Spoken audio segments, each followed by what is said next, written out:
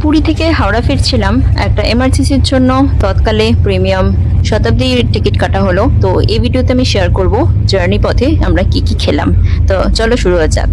সকাল থেকেই শুরু হলো প্রথমে চা দিয়ে।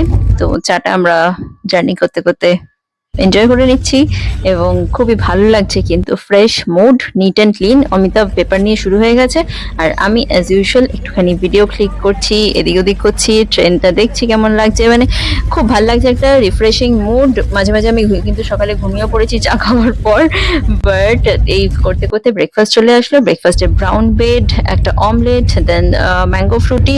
গল্প করতে করতে এবং জার্নিটা এনজয় করতে করতে লাঞ্চের টাইম হয়ে গেল। লাঞ্চে কি কি ছিল? রাইস, চিকেন, ডাল, রুটি, টক দই এবং লাস্টে আইসক্রিম।